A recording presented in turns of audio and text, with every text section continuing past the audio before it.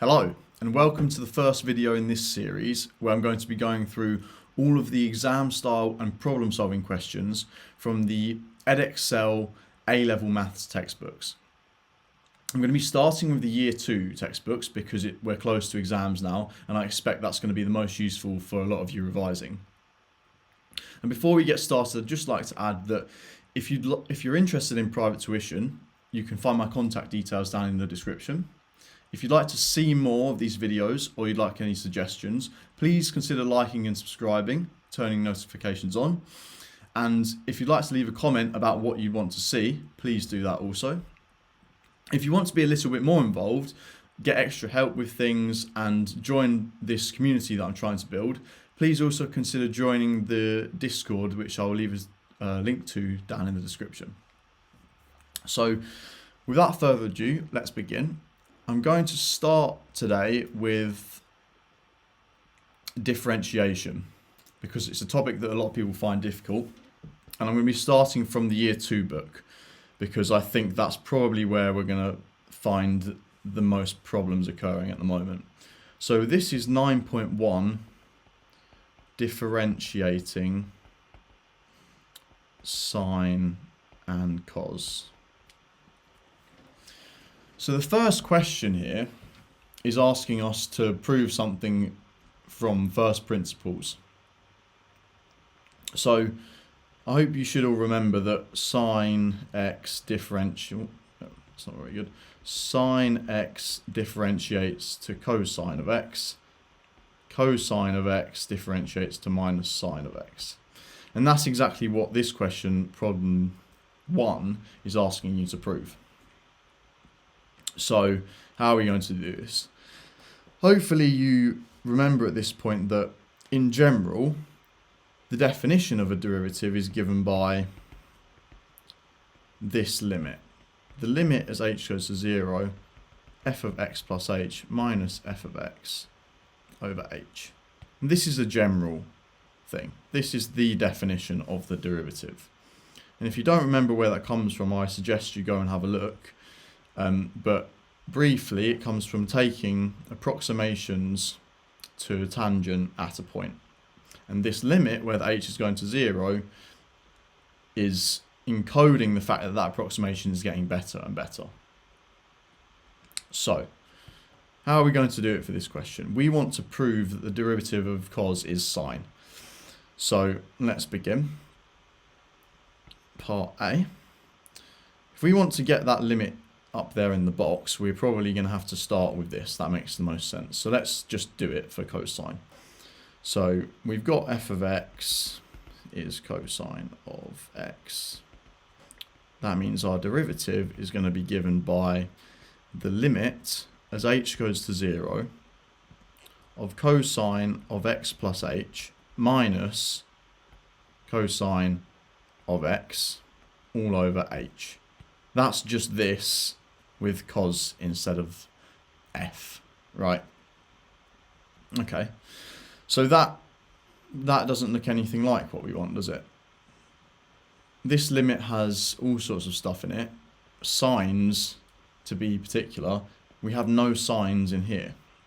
So we need to think, how on earth are we going to get sines out of this? So, well, let's just look at it. They're definitely not going to come from here. That's just the cos. They can't come from here. The only place they could possibly come from is this. So hopefully this does ring some sort of alarm bells from your addition formula. So what that's going to be is, if we remember, cosine of a plus b is equal to cosine of a cosine of b minus sine a sine b. So if you don't remember this, you're going to struggle with this question. I should probably add as well, I would very much encourage you to try these questions before just watching them, because you're not really going to learn very much otherwise. But give them a go. If you get stuck, turn the video on until you get to the point where I do something you were struggling with, then pause it again and keep going. Okay, right, so let's just use this now in the cosine of x plus h. So let me just write, this is what I've got here, star. So it's equal to the limit as h goes to 0. And that cosine of x plus h now is going to turn into cosine of x cosine of h minus sine of x sine of h. That's this bit. And then we also have the minus cos over here on the top over h. Great, okay. Now let's just have a quick look what we wanted. So we just need to kind of factorize everything in to make it look like this. So let's split up everything in the fraction here. We noticed that we had a cosine of x factored out and then a sine of x. So that's the two things we want to split it into. And that's just a matter of collecting the terms. So we are pretty much done now, but let's just put everything together. So I'm going to make sure this and this is together, and then I'm going to make sure the signs are together. So I'm just going to split it up in half first. Remember, it's just a fraction, so I can happily do that. So I'm going to have cosine of x cosine of h minus cosine of x over h. And then we're going to get minus, I may as well just do this in one go. So sine of h over h, and then the sine of x is still multiplied by everything. Okay, I'm just going to make another page here. Alright, so we're almost done. There was a cosine of x factored out, wasn't there? So why don't we just factor that out first? That's going to be equal to the limit as h goes to 0 of cosine of h minus 1 over h, and then we're going to factor out the cos x. If you want me to put a bracket on to make it a bit more clear, there you go. Okay, and that's exactly what we wanted. So we are done. So we were pretty much done when we got to the first line, but all we needed to do to make it look like the question was just a little bit of factoring. Okay, so hence prove that the derivative is negative sine x. So there's not much thinking to do here, apart from the fact that we need to be able to compute this limit. Right, if we want to be left with negative sine x, we need to finish the limit. Now, fortunately, what I haven't given you, but you would probably be given this in the exam, is that you know what these limits are. They both exist and they have values, and so you can simply calculate what these are and plug it in. So you're going to be given the limit as h goes to 0 of cos h minus 1 over h is 0. And you also know that the limit as h goes to 0 of sine h over h is 1. So effectively, this goes to 0, this goes to 1. We have a minus in front. So overall, if I go to here, it's going to be equal to minus sine x. So I would suggest kind of remembering these just in case. They are useful to know. You never have to prove them. The only way that they show you them in the textbook is by doing a Taylor expansion on sine h or cos h. There you go, that's question 1. Okay, right, let's move on to question 2 then. Well, question 2 is actually question 7 in your textbook. And, okay, there we go.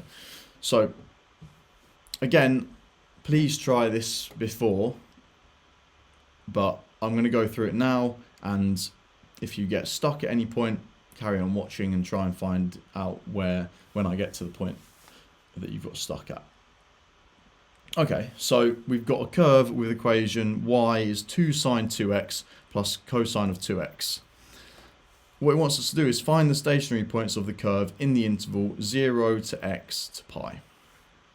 So this is probably going to be important at some point, so let's just remember that. Okay, let's write it down. So if we want to find the stationary points, hopefully at that point you know what this means. It means we want to find all the points where dy by dx is equal to 0. So what we need to do is work out what is the derivative. So if you remember, sine of kx differentiates to k cosine of kx. That's the chain rule. Cosine of kx goes to negative k sine of kx. Right, you should remember that. So if we've got y is 2 sine 2x plus cos 2x, keep that on there, dy by dx is going to be 4 cosine 2x plus, did I miss? No, yeah. Not plus, minus 2 sine of 2x. Well, that 4 is because there's a 2 that's come out and multiplied by the other 2. Great, okay. So we need to find the points where this is equal to 0. So let's set that equal to 0. So find these points. So we have 4 cos of 2x minus 2 sine 2x is equal to 0. And how are we going to solve that? Well, you might be tempted to do some of the stuff you saw in the trig modelling section where you turn it into an r of cosine of x plus or minus alpha or whatever. But that's really a very, very wrong route to go with this, and it's going to take you forever. What you should hopefully notice is that you've got a sine and a cosine with the same argument, and there's just a 0 on the other side. So it's actually quite easy for us to turn this into a tan. So if I put, however you want to do it, you need to just remember that tan of 2x is sine of 2x over cos of 2x. Okay, so I can put the sine across the other side first, and we're going to get that 4 cos of 2x is equal to 2 sine of 2x. Now if I divide everything by cos, we're going to get 4 is equal to 2 tan of 2x, or 2 is equal to tan of 2x. So we divided by cos there, and we've turned it into tan. So we're left with this, and that's our equation we want to solve for the stationary points. There we go. So we have to remember that our x was only allowed in between 0 and pi, because there's obviously going to be multiple solutions, or there can be at least, to these sorts of questions.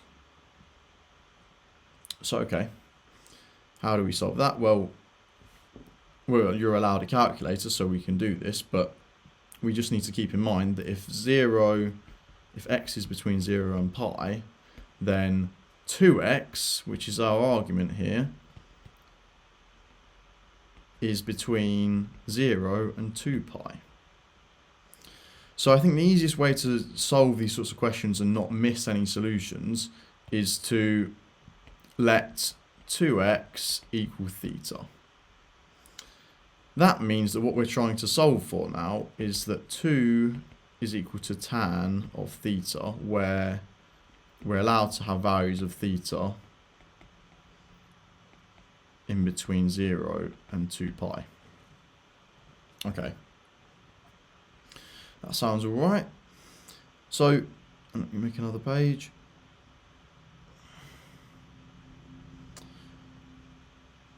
So we can now just find this in our calculator to get the first value. So I'm going to have theta is equal to tan inverse of 2. And remember, we want to do this in radians. We need to do all of the derivative questions in radians. So let's see what that gives us. If I put it in,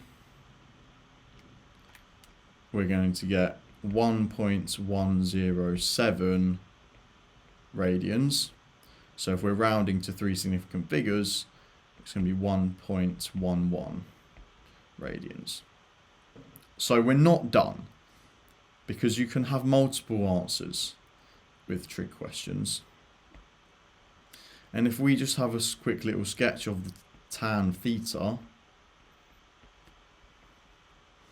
for these theta values, we'll hopefully see that there's going to be another answer here. So tan looks like this, where these asymptotes happen at pi over 2, that's pi, this is 3 pi over 2, and this is 2 pi. So tan theta being 2 is this line. So if I draw that across, this is what we've just found. 1.107 radians is here. So that's great, but if we go across within our allowed interval, there's another point where we cross here. So there's another solution. So we need to make sure we don't miss that. And that's going to be, well, pi over 2 on from the one we just found. Okay, so theta is 1.11 radians, or it's going to be 1.11 plus pi over 2 radians. So if you want to write that all as a decimal, we can say 1.11 plus pi over 2 is roughly 2.68. Now, I feel like in an actual exam question, instead of a problem-solving question, they might give you slightly nicer answers here, because we're going to have to now put these into our calculator. So these are the values for theta. Theta is 2x. So let's just keep them in mind. We could turn it into x now, but I don't think we really need to, because in our question, all of the arguments were just 2x anyway, which is just theta. So if we want to find the y coordinates that we're interested in here, we just need to plug in the values of theta, or 2x, back into here. So I know that y is equal to 2 sine 2x plus cos 2x. And that was it, wasn't it? Yeah. So to find the y values, I need to put in, well, this is what the value of 2x was, and this is also the value of 2x. So my first point is going to be at 1.11 radians, and whatever I get when I plug that into here. So that's going to be 2 sine of 1.11 plus cos of 1.11, which gives me, let's see, 2 times sine plus cos of 1.11. That gives me 2.24. And the next one, 2.68, and when we plug 2.68 into here, plus cos of 2.68, let's see what we get. Now I must mention as well, I am doing all these questions without seeing them beforehand. So if you notice a mistake, please let me know in the comments, because there's a good chance that I will make one eventually. And for this one here, we're getting a small number. So that this might have been a slight error, but if I plug that in, we're going to get apparently 0.0 minus 0.046. So let's just check. Does that sound about right? We had this as 1.11 radians, and our next point should be so that's where I have made the mistake. This shouldn't be a pi over 2, it should be a pi. That was the error that I made. This to there is pi. These gaps are pi apart, and so this gap is also pi apart. So there we go. Just as I said it, I actually have made a mistake. So this should in fact be pi, which is going to give us, as a decimal, 4.25 radians. So hopefully that's going to make this look a little bit less silly now. If we put that into our equation, we're going to get minus 2.24. That makes a lot more sense, right? Because it's symmetric almost with the y value that we got for the previous one. Okay, so that just shows how important it is to check your answers. And if a weird number comes up like it just did for me, it probably means you've done something wrong. Great. Okay, let's move on to the next one. So here we have question 8 in the book, and this is from 9.1, so I presume exercise 9A, but I'll put that in the description as well. So, okay, we want to find the equation of the tangent to the curve at this point. Okay, so how do we find the equation of the tangent? We need to know the gradient. And how do we find the gradient? We're going to need to find the derivative. This is how you should think about these sort of questions. What do I want to know? And what do I want to find out? And then how do I find that out? Because there's not really many ways we can do that. So, okay. This is our curve. Y is sine of 5x plus cos of 3x. Okay, and let's just remember this is the point we care about. So if we want to find the gradient, we need to find the derivative. Let's do the derivative. dy by dx is going to be 5 cos 5x plus, not plus, minus 3 sine of 3x. This hopefully should come pretty quickly to you, but just remember it's the chain rule. So the 5 has just come out, and the 3 has just come out together, here and here. Right, so I don't need to do any setting equal to 0 this time, because I only care about what the gradient is at that point. So the point at which I care about is this. So I want to find the tangent at that point, so I need to find the gradient. And now to find the gradient, I need to plug in x is pi into my derivative. So I want to find dy by dx of pi. That is 5 cos of 5 pi minus 3 sine of 3 pi. Now you can put this in the calculator, but hopefully you shouldn't need to. Sine looks like that. 0, pi, 2 pi, right? So this is going to be 0 because at all integer values of pi, sine is 0. Cosine looks like this.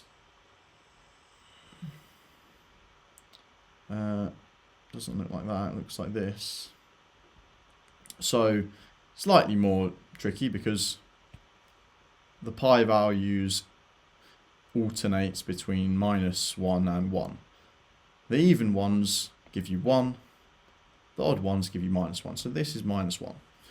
But you could just put it in your calculator if you can't be bothered. Okay. So, right, that means that our gradient is 5 lots of -1 minus 5. So we're almost done, right? We need to find the gradient or the equation of the tangent. The tangent is just a straight line. Straight lines have equations y is equal to mx plus c, where m is the gradient, which we've just found. Right, so m is -5, great. So our tangent line has equation y is equal to -5x plus c. Okay, right, so we're not done because we don't have what c is. But can we get it?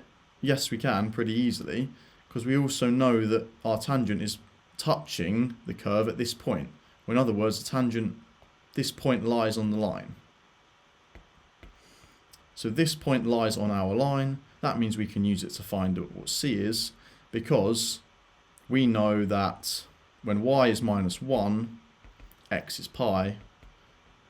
So -1 is equal to -5 lots of pi plus c, which means if we rearrange, c is going to be 5 pi minus 1. So I can now put that back into here, and we have y is equal to -5x plus 5 pi minus 1. Great. Hopefully that's pretty straightforward. If it wasn't, then try to figure out which of the bits were keeping you stuck. But there really isn't too many parts to these sorts of questions. You just have to identify what it actually is that you need to calculate.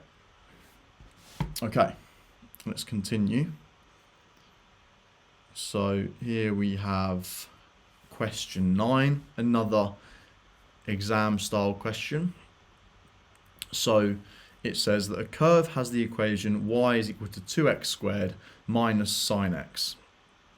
Show that the equation of the normal to the curve at the points with x coordinate pi is this. So this is all weird and silly. Let's just forget about that for now. But we know that a normal is a straight line again. So we're going to probably use y as mx plus c at some point. And then we'll have to go from there and turn it into this after. But this is slightly more marks than the previous question, because to work out a normal, you kind of need to work out the, well, you do need to work out the gradient of the tangent first, right? If the tangent is here, then our normal is perpendicular to it. Okay, so again, we need the gradient so that we can work out the perpendicular gradient. So we're going to have to work out the derivative and go from there. Pretty straightforward still.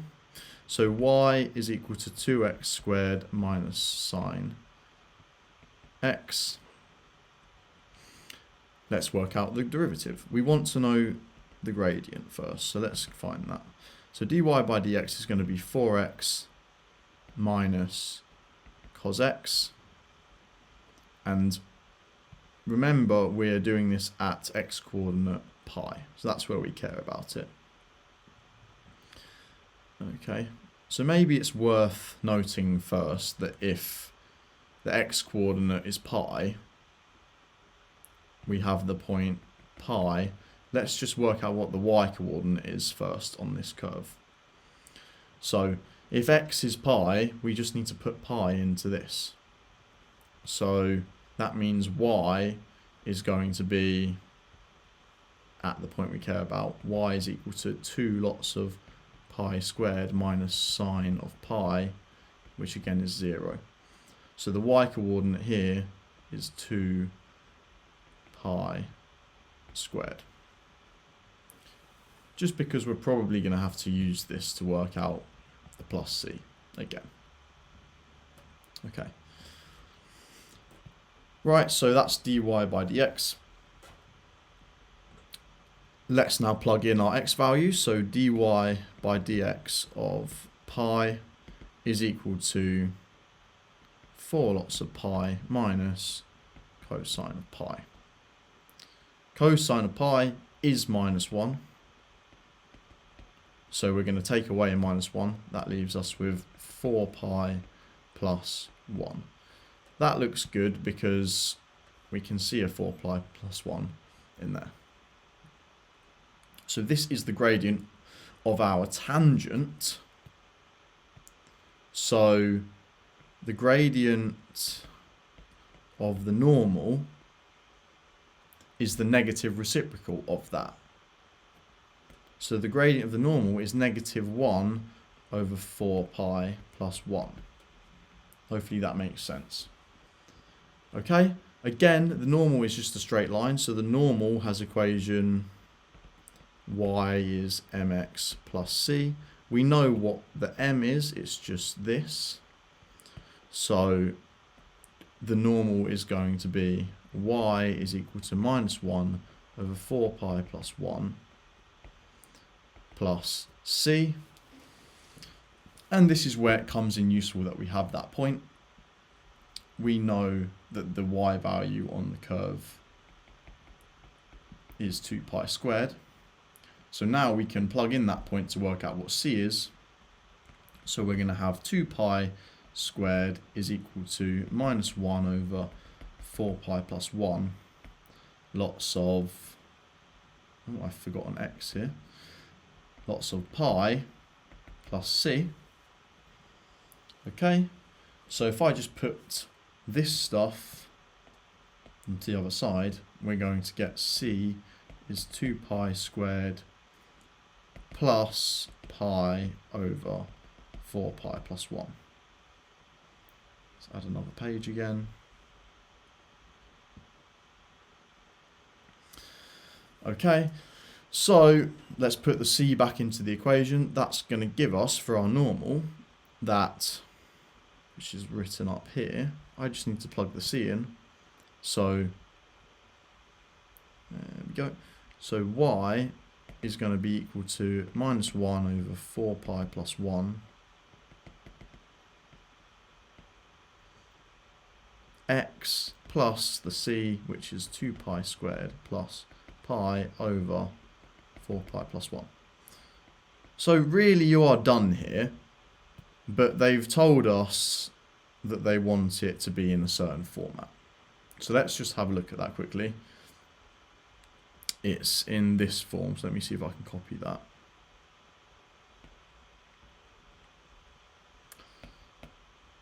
Alright, that'll do. So it's in the form, we want to show that it can be written like this. So in order to do that, we just kind of need to put everything across to one side, but clearly we need to do a bit of multiplying out first. In our thing, the y is multiplied by 4 pi plus 1. Here we are dividing by it in two places. So really we're just going to have to times everything by that. So we're just going to multiply by both sides of the equation by 4 pi plus 1. Then we're going to have 4 pi plus 1 lots of y is equal to minus x plus 2 pi squared 4 pi plus 1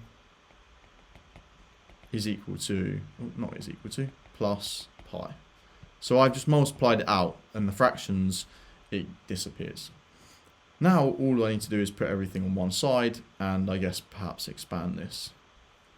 So moving everything across, we're going to get x plus 4 pi plus 1 y minus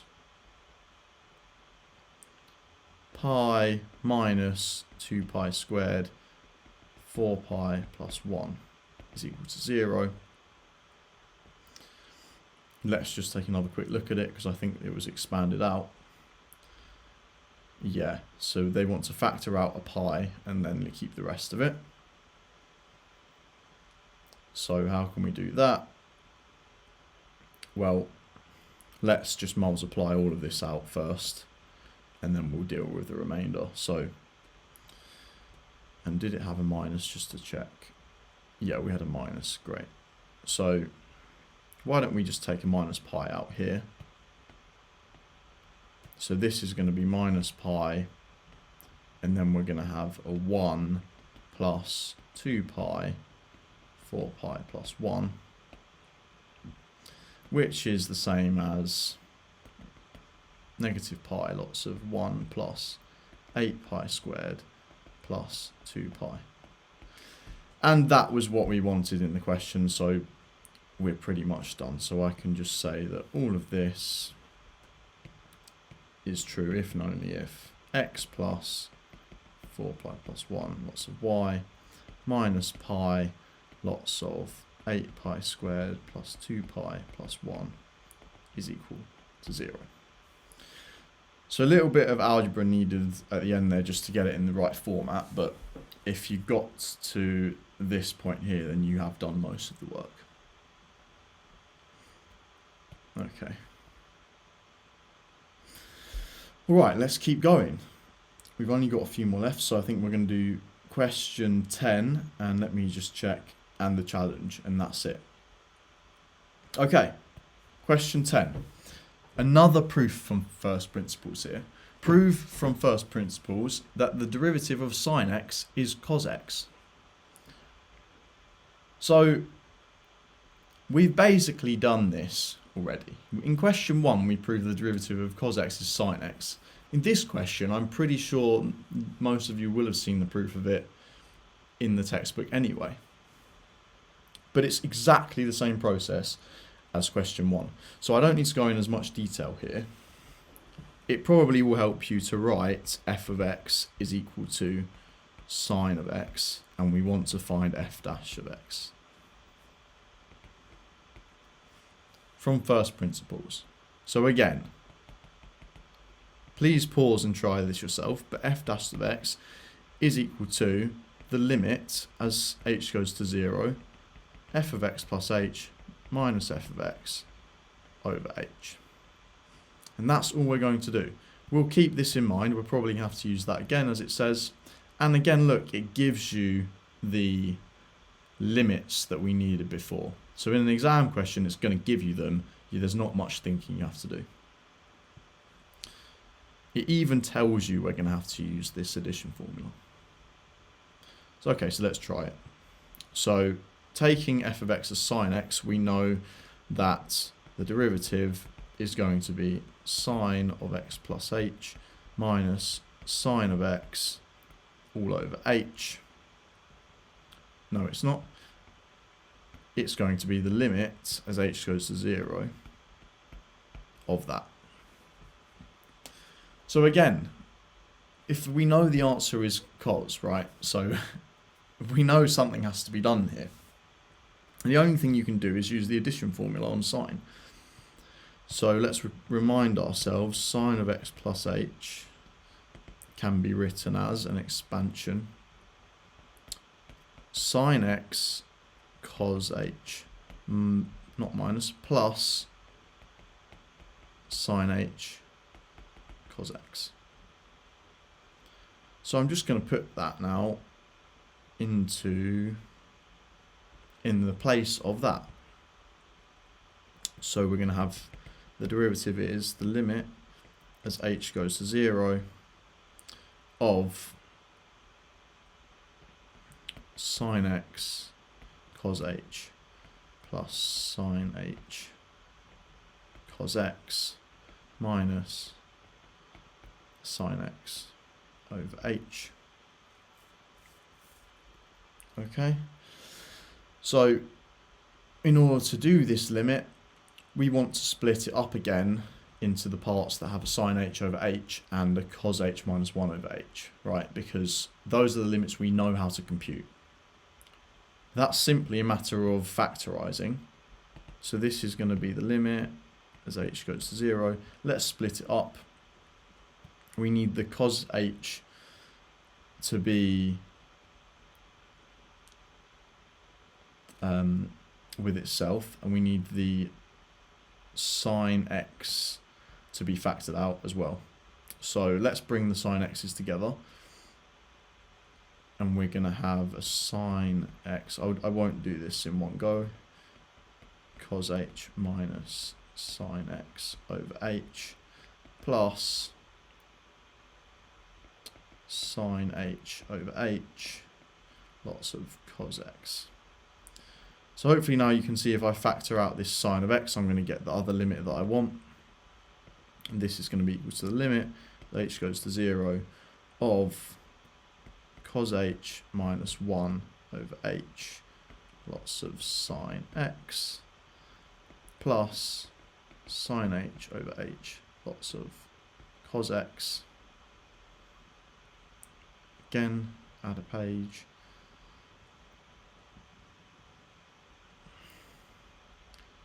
Sorry if that was off the page there. So this is what our limit is equal to. We have the results for these. We know what they are. This goes to 0 in the limit, and this goes to 1. So if we compute this limit, we're going to be left with cos x as required. Okay, fantastic. Hopefully that is all clear. So, okay, so let's move on to the final question. It's going to be the challenge question.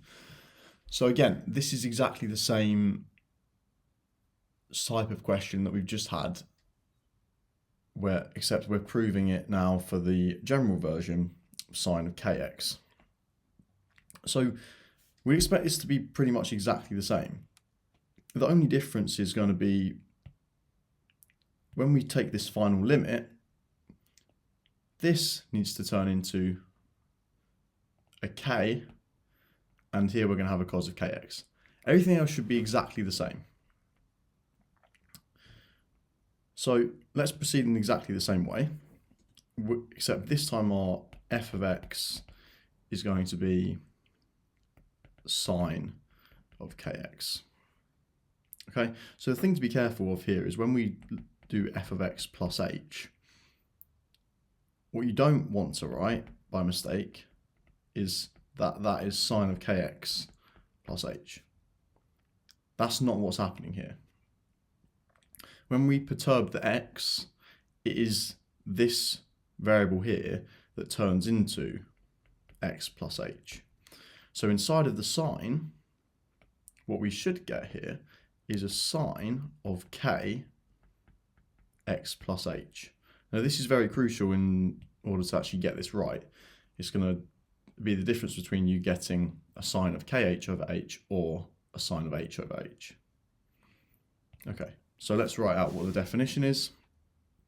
We're going to have the derivative of x is given by the limit as h goes to 0 of sine of, and I'm going to use this now, kx plus kh minus sine of kx over h. And now we proceed in exactly the same way that we have for all the other questions. Let's use the angle formula on the sine here.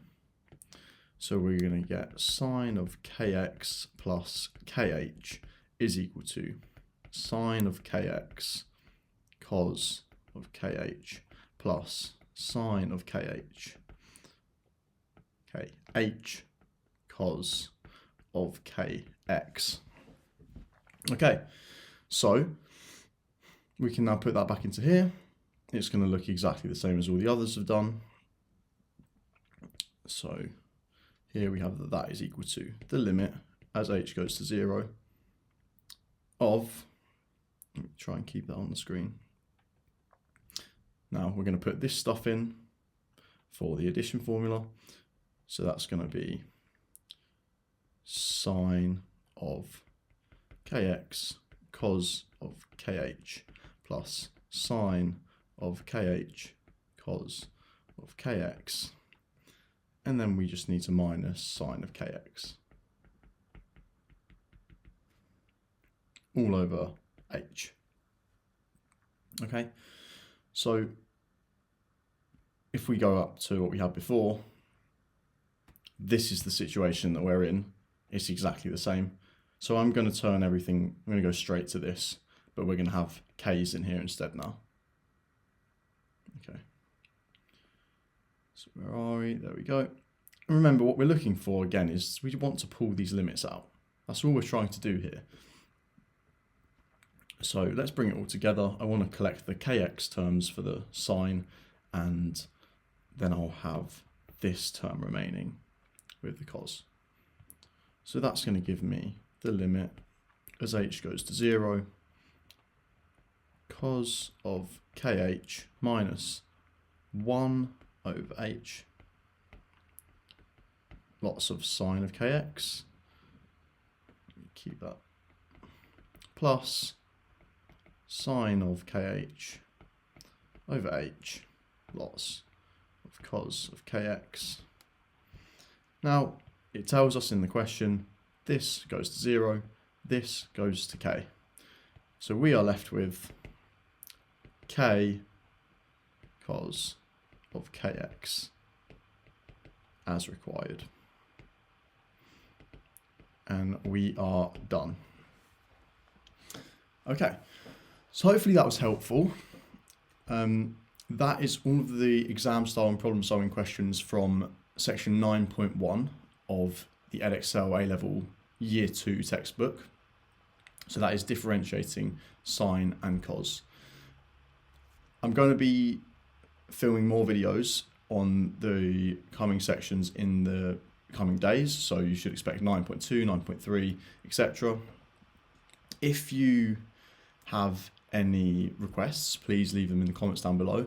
And once again, please consider joining the free Discord, which there will be a description to in the, there will be a link to in the description. And also, if you are interested in private tuition, please don't be afraid to contact me. Okay, thank you very much, and I'll see you in the next video.